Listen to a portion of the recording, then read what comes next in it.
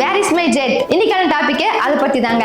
1996ல Pepsi company வந்து ஒரு campaign run பண்றாங்க. அது பேரு பெப்சி ஸ்டஃப்னு. ஒவ்வொரு டைம் நீங்க பெப்சி வாங்குனதுக்கு அப்புறம் அதுல பாயிண்ட்ஸ் ஏர்ன் பண்ணி அதன் மூலமா டி-ஷர்ட், சன்கிளாஸ், பேக்னு சொல்லிட்டு சூப்பரா ஃப்ரீ கிஃப்ட்ஸ் நீங்க வந்து ரெடீம் பண்ணிக்கலாம். அது மாதிரி அந்த கம்பெனி விளம்பரத்துக்காக சும்மா ஜோக்குக்காக $7 லட்சம் பாயிண்ட்ஸ் இருந்துச்சு அப்படின்னா 20 மில்லியன் ஒர்த்துள்ள ஜெட் ஃப்ரீயா கொடுப்போம் அப்படின்னு சும்மா ஜோக்குக்காக விளம்பரமா போட்டிருக்காங்க. ஆனா அதை பார்த்தா 21 வயசு பையன் ஜான் என்ன நினைச்சிட்டானா, ஓகே ஒரு 7 லட்சம் இருந்தா நம்ம $20 மில்லியன் கொடுத்த ஜெட் நம்ம வாங்கிக்கலாமா அப்படின்னு பிளான் பண்ணிட்டு இன்வெஸ்டர் கிட்ட எல்லாத்துக்கிட்டையும் போய் $7 லட்சம் கலெக்ட் பண்ணிட்டான். அப்புறம் அந்த பெப்சி கம்பெனிக்கு வந்து மெயில் அனுப்புறான். இந்த மாதிரி என்கிட்ட நான் அமௌண்ட் ரெடி பண்ணிட்டு உங்களோட ஜெட் எனக்கு தாங்க அப்படிங்கிற மாதிரி கேட்கறாங்க. அப்புறம் அவங்க சிரிச்சுட்டே சொல்றாங்க, இல்ல தம்பி ஒரு ஹியூமருக்காக நாங்க விளம்பரத்துக்காக மட்டுமே இது வந்து சொன்னோம் அப்படின்னு சொல்லிடுறாங்க. அந்த பையன் பயங்கரமா கடுப்பாயிட்டு உடனே கேஸ் ஃபைல் பண்ணிட்டா. கோர்ட்டுக்கு 2 பேரும் போறாங்க. அதுக்கப்புறமேல் 2 பேர்கிட்டையும் வாதாடி கடைசியா வந்து இந்த பையன் வந்து தோத்துறான். அதனால கோர்ட்ல இருந்து சரி சும்மா போக்குன்னு போயிடுவானே அப்படிங்கிறதுக்காக விளையாட்டு ஜெட்டை கொடுத்து அனுப்பிச்சு விட்டாங்க. இது வந்து இன்டர்நெட்ல ரொம்பவே ஃபேமஸா இருந்துச்சு. அது மட்டும் இல்லாம நம்மளோட நெட்ஃபிளிக்ஸ்லயுமே வந்து சூப்பரான டாக்குமெண்ட்ரியாவும் இருக்கு. இதே மாதிரி சூப்பரான இன்ட்ரெஸ்டிங் ஃபேக்ட்ஸ் எல்லாம் வரணும்னா நம்மளோட சேனலை மறக்காம சப்ஸ்கிரைப் பண்ணிக்கோங்க. இந்த வீடியோ பிடிச்சிட்டா லைக் பண்ணிக்கோங்க. தேங்க்யூ ஃபார் வாட்சிங்.